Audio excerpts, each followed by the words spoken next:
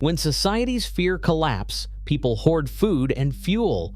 During the Cold War, the Soviet Union hoarded something far stranger: steam locomotives quietly maintained by the hundreds, ready for a moment the world hoped would never arrive. If electrified trains stopped after a nuclear strike, these doomsday engines were meant to keep the nation moving through the dark. Subscribe to uncover how modern progress created the Soviet Union's most haunting contingency, and why relics of the secret steam reserve still survive today. In the aftermath of World War II, Soviet leaders looked out across a country hungry for connection. Factories, mines, and new towns were rising from ruins, but the arteries of the nation, its railways, still ran on coal and steam. By the late 1950s, the Ministry of Railways launched a campaign that would change the face of Soviet transport. Electrification became the centerpiece of national modernization. New lines stretched from Moscow to the Urals, from the Baltic to the Black Sea. By 1965, more than 20,000 kilometers of track had been converted, with planners setting their sights on 50,000 kilometers within a decade.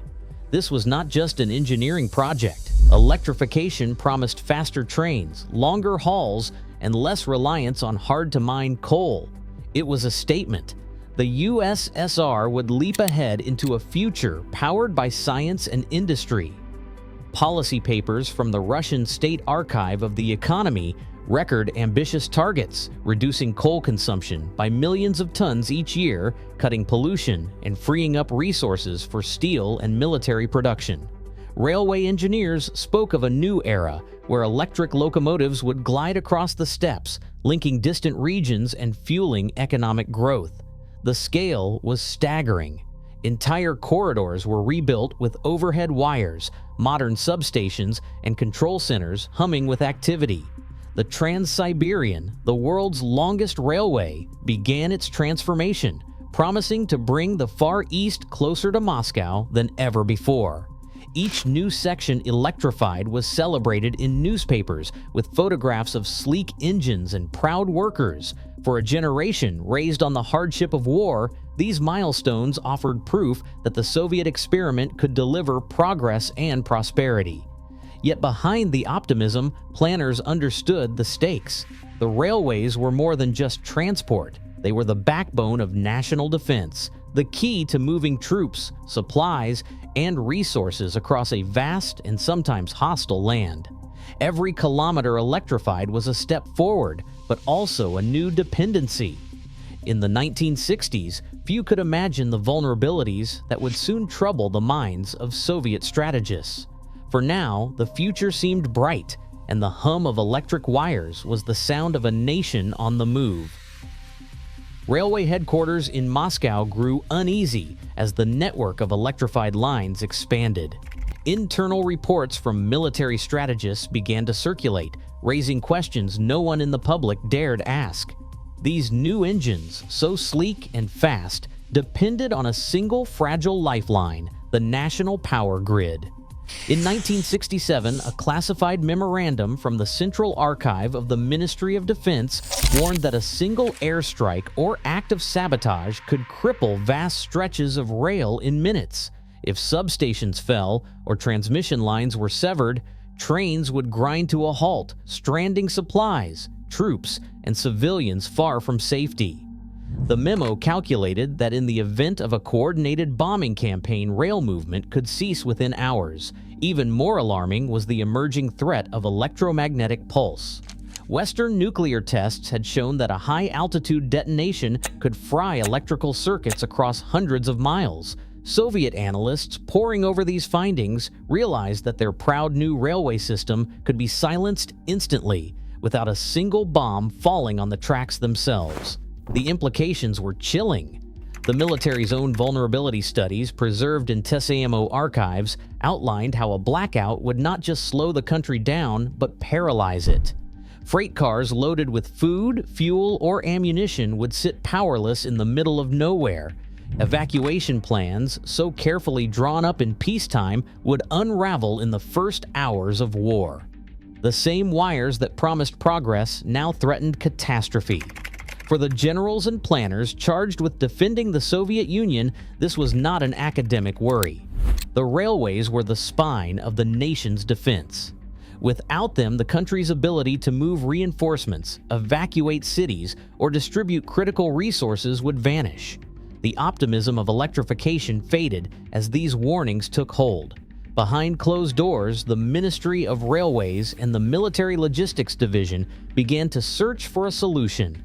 They needed a form of transport that could survive in the dark, a way to keep trains running if the grid was destroyed. The answer would not come from new technology, but from a machine many thought had already been consigned to history. Steam locomotives offered a kind of resilience that no electric or diesel engine could match. Their power came from fire and water, not from wires or circuits. Each engine was a moving assembly of pistons, rods, and boilers with hundreds of metal parts working in concert, all driven by heat and pressure. Nothing in their design required an external power grid. As long as there was fuel to burn and a source of water, a steam locomotive could be coaxed into motion, even in the dead of winter or deep in the countryside. The heart of every journey was the crew: an engineer to guide the train, a fireman to feed the flames, a mechanic to keep the machinery in tune. Their labor replaced the silent hum of electricity with the steady rhythm of shovels and wrenches. Central Museum diagrams from St. Petersburg show how every valve, gauge, and lever was built for hands, not microchips. In a blackout, these machines would not fall silent. They could be woken from dormancy by a handful of workers, ready to pull freight, evacuate civilians, or carry supplies across a wounded landscape. Steam's greatest strength was its independence, an entire system that could function anywhere, anytime, as long as people were willing to work. Steam locomotives offered more than just mechanical independence. They brought a rare flexibility to the table. Coal was the standard fuel, but depot records from Russian railways show that wood, oil, and even scrap timber could be burned in a pinch. This adaptability mattered. In a fractured supply chain, when coal deliveries might be impossible, crews could keep trains moving with whatever fuel was at hand. Depot mechanics learned to swap fire grates and adjust burners to suit what was available, sometimes improvising with material from local forests or factories. Maintaining these engines was a job that never truly ended. Detailed rosters tracked which locomotives had been serviced, which needed boiler washouts, and which had been test-fired. Every few months, teams of mechanics would bring engines out of dormancy, light their fires, and run them under load to check for leaks or seized parts. This regular exercise kept the fleet ready for immediate use, even as decades passed. The work was carried out in silence and secrecy. Facilities housing the reserve engines were guarded, and those assigned to the program signed confidentiality agreements. Even among railway staff, knowledge of the full reserve was tightly controlled. For those on the inside, the routine was clear: keep the machines alive, no matter how unlikely the call to action seemed. Rows of steam locomotives stand silent on the outskirts of Shumkova, their hulking frames lined up in the overgrown yard. Rust creeps across boiler plates and side rods, but the red stars stamped on their smokebox doors remain visible, faded but unbroken. Some engines are missing number plates or buffers, scavenged by thieves or lost to time, yet others sit almost untouched, their wheels sunk into the earth but their shapes unmistakable. The air is thick with the scent of damp metal and old grease. Access to the yard is tightly controlled, entry requires official permission, and the site is monitored to prevent further loss.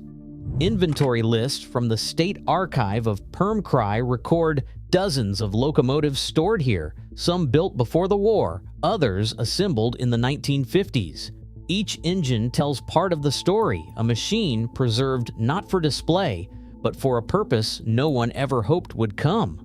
A local curator's note preserved in the archive states that these engines are not forgotten artifacts. They are the last witnesses to a secret plan, kept ready for a war that never arrived. Even now, rusting steam engines wait in silent fields, monuments to a world that prepared for its own end. The infrastructure we build for disaster often outlasts the fears that gave it purpose. What we choose to preserve says as much about us as what we choose to forget.